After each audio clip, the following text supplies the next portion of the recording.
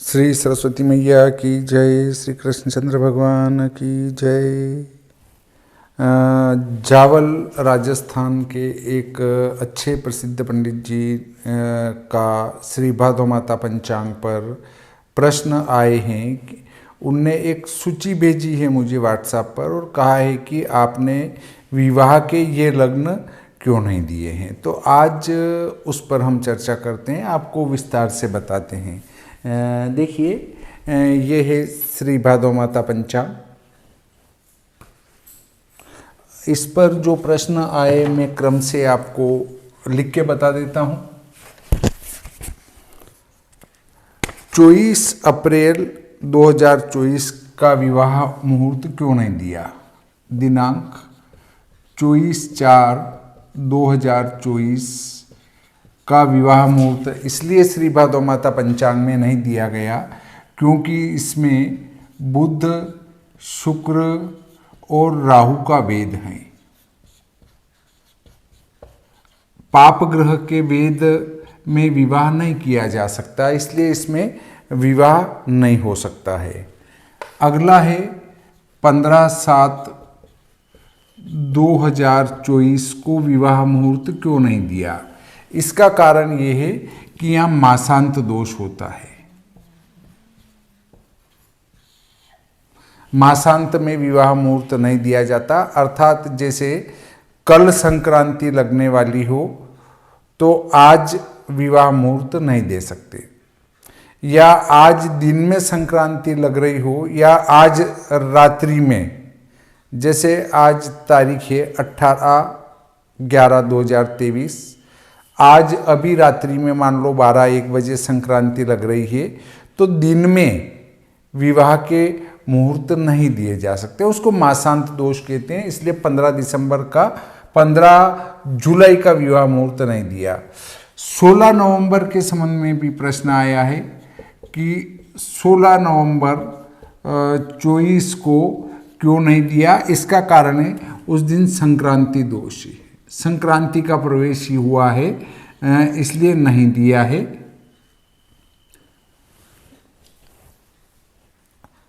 तेईस 11/24 दिनांक 23/11/2024 के संबंध में प्रश्न आया है कि इसमें धनु लग्न में क्या चक्कर है। धनु लग्न में लग्नेश छठे जाता है, ये दोष है। लग्नेश छठे गया तो उसका कोई परिहार वाक्य शास्त्रों में उपलब्ध नहीं है, इसलिए धनु लग्न में विवाह मुहूर्त नहीं किया जा सकता है। 27/11 का प्रश्न है कि दिनांक 27/11 को क्या चक्कर है? 27/11/2024 को कात्यायनोक्त विवाह मुहूर्त है। कात्यायनोक्त विवाह मुहूर्त है, परंतु इस क्यों नहीं दिया गया? एक तो लग्न 9 में लग्नेश छठे हैं, उनने जो सूची दी उसके अनुसार लग्नेश छठे, इससे नहीं कर सकते। लग्न 1 में बुध 8 है, बुध 8वां दोष होता है, और लग्न 7 में गुरु 8 है। लग्न अगर 7 लेंगे तो गुरु 8वां चला जाएगा, इसलिए इसमें विवाह नहीं किया जा सकता। फिर 3 दिसंबर दिनांक 3/11/2024 3/12 इसमें लग्न 9 में लग्नेश 6, चंद्र 1, इससे विवाह हो ही नहीं सकता किसी भी स्थिति में, इसलिए मैंने श्री भादो माता पंचांग में ये मुहूर्त नहीं दिया है। फिर आता है 6/12 का, दिनांक 6/12/2024, इसमें श्रवण नक्षत्र कात्यायनोक्त हैं। लग्न 9 में लग्नेश छठा है, इसका शास्त्र में कहीं कोई परिहार वाक्य उपलब्ध ही नहीं है, इससे विवाह किया ही नहीं जा सकता। फिर 6-12 में धनिष्ठा है, ये ऊपर वाला श्रवण का है, नीचे वाला धनिष्ठा का है, दोनों कात्यायनोक्त है। इसमें लग्न का अभाव है, इसलिए ये विवाह मुहूर्त श्री भागवत माता पंचांग में नहीं दिया गया। 11 दिसंबर, दिनांक 11 दिसंबर 2024 में केतु वेद, पाप ग्रह वेद का शास्त्रों में कहीं कोई परिहार नहीं है, इनमें किसी भी स्थिति में विवाह नहीं किया जा सकता। 12 दिसंबर,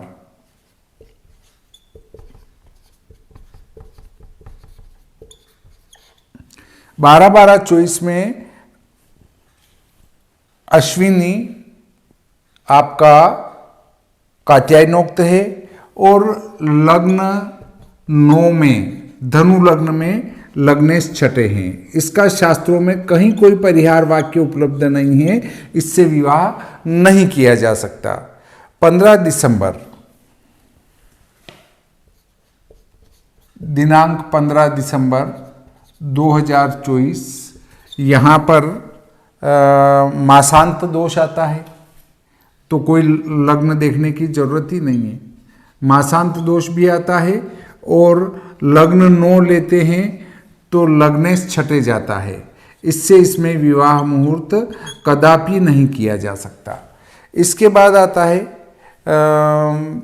कि ये विवाह मुहूर्त आपने क्यों नहीं दिए, जिनमें ये लग्न बैठते हैं, तो क्या कारण रहा, ये प्रश्न था। उसका उत्तर मैं इस वीडियो के माध्यम से विस्तारित रूप से दे रहा हूँ कि जहाँ पाप ग्रह राहु का वेद होगा वहाँ विवाह नहीं कर सकते, मासांत में नहीं कर सकते, संक्रांति है तो नहीं कर सकते।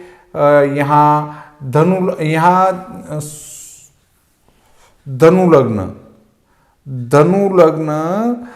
जो है उसमें लग्नेश गुरु छठे भाव में पड़ेगा, क्योंकि वो आपका धन, मकर, कुंभ, मीन, मेष और वृषभ का गुरु रहेगा, वो छठा पड़ेगा, इसलिए इसमें विवाह मुहूर्त दे ही नहीं सकते। इसका कोई परिहार वाक्य शास्त्रों में उपलब्ध नहीं है। 27-11-24 का कात्यायनोक्त है, उसमें भी लग्न 9 में लग्नेश छठे पड़ेगा, लग्न 1 में बुध 8, लग्न 7 में गुरु 8वां पड़ेगा, इससे इनमें विवाह मुहूर्त नहीं दिया जा सकता। 3 दिसंबर को लग्न 9 में लग्नेश छठे जा रहा है, चंद्र लग्न में है, 2 प्रकार से ये लग्न दूषित हो रहा है, इसलिए नहीं दे सकते। 6 दिसंबर में लग्न 9 में लग्नेश छठे जा रहा है, 6 दिसंबर में धनिष्ठा में लग्न का अभाव है, 11 दिसंबर में पाप ग्रह केतु का वेद है, तो इसमें विवाह कैसे किया जा सकता है 11 दिसंबर में। 12 दिसंबर में लग्न 9 धनु में लग्नेश छठे जा रहा है, विवाह नहीं कर सकते। और 15 दिसंबर को मासांत है, मल मास प्रारंभ होने वाला हो तो या तो उस दिन या उससे एक दिन पहले कोई भी शुभ मुहूर्त नहीं किया जा सकता। अत्यंत आवश्यकता हो तो अन्य मुहूर्त कभी कर लेना चाहिए, विवाह तो नहीं कर सकते। और फिर भी लग्न 9 में लग्नेश छठे जा रहा है, इससे इनमें विवाह नहीं कर सकते। एक बात का प्रश्न और आया है कि अभिजीत में विवाह,